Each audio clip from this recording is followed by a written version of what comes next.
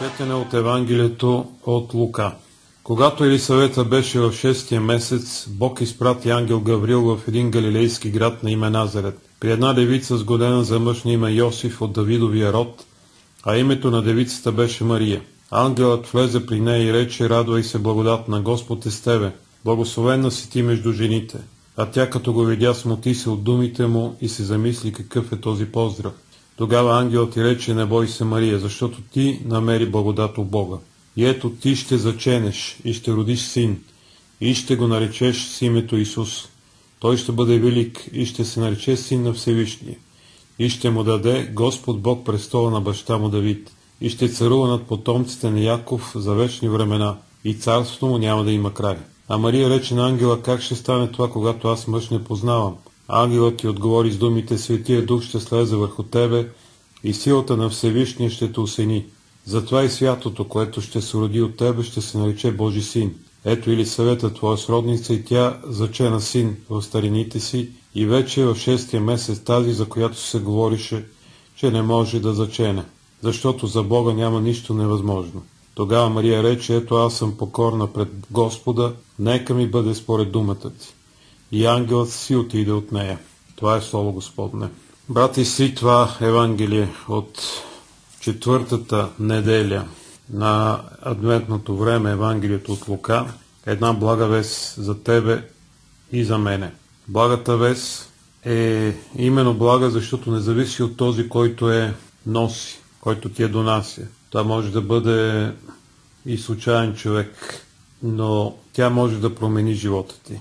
Разказват, че в битката при Маратон, когато гръцката войска побеждава персийската, именно този пратеник, който отива в Атина и казва, че са победили, изминава тези 42 километра и умира, казвайки: победихме. Само заради тази вест. Победихме. И представете си в Атина какво става.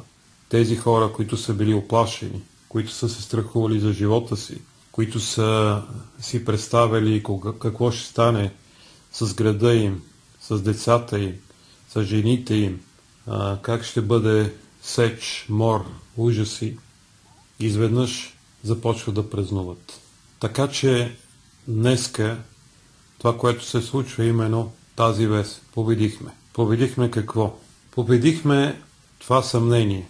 Съмнението, че Бог не е любов, че Бог е далеч, че, както се казва тази песен: цар далеко, Бог високо, не е вярна. Бог не е високо. Бог е между нас. Защото в това Евангелие се говори именно за въплъщението на Божия син между нас. Че Бог може да бъде видян, че Бог може да бъде пипнат, че Бог е близо до всеки един от нас. Че Бог е станал видим.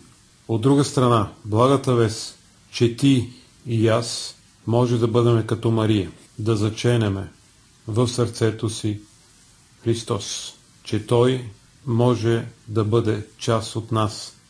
Как става това?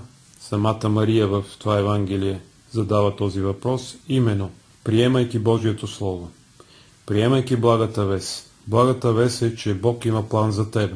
Благата вест, че в сърцето ти може да настъпи промяна, че в сърцето ти може да няма вече смърт, да няма вече болка, да не изпитваш ужаса от нищото, да не изпитваш страхът, да не изпитваш терзанията, да знаеш със сигурност, че Бог, каквото и да ти се случи, е с тебе.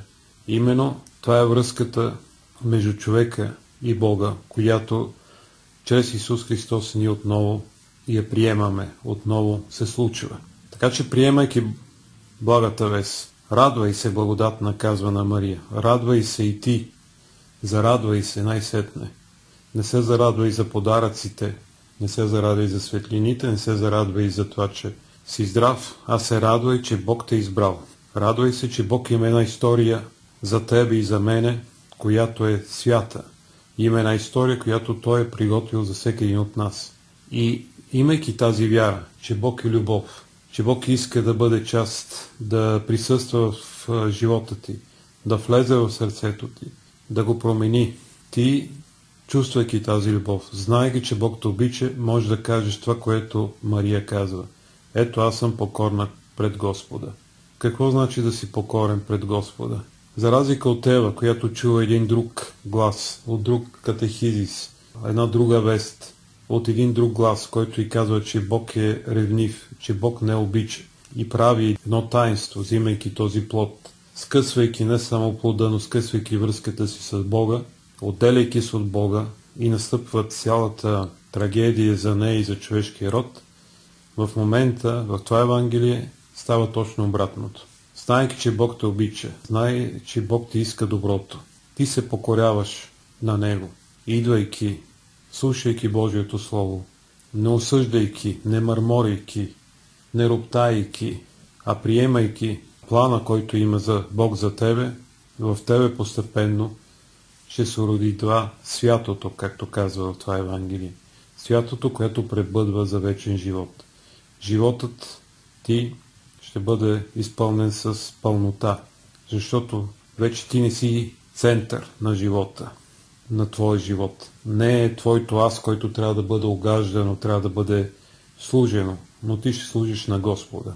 Вече не си център ти, а ще бъде център Бог. Може да се питаш как аз, егоиста, лакомника, сластолюбеца, завистливия, мързеливият и не знам кой друг ще се промена. Какво трябва да направя? Ще отида в ада и не знам какви мисли минават. Ето, благата вест е, че Бог ще изпълни това в тебе. Че Бог може да промени живота ти, да го направи светлина за другите, да могат да видят в тебе нещо, което го няма при другите. Да станеш от, както тези рибари, както Петър, Андрей, които се опитват непрекъснато да се изхранват, да мислят как да преодолеят, да станат рибари на хора, да бъдат ловци на хора, да бъдат примамливи за хората, да бъдат интересни за хората, животът ти да бъде пълен с хората, да те гледат с интерес, с възхищение, а не да си част от стадото. Така че това, което е приготвил Бог за тебе, е много повече от това, което ти мислиш. И най-големият проблем е в това, че ние мислиме, че Бог иска нещо от нас. Бог иска да ти даде, а не да ти вземе. Амин.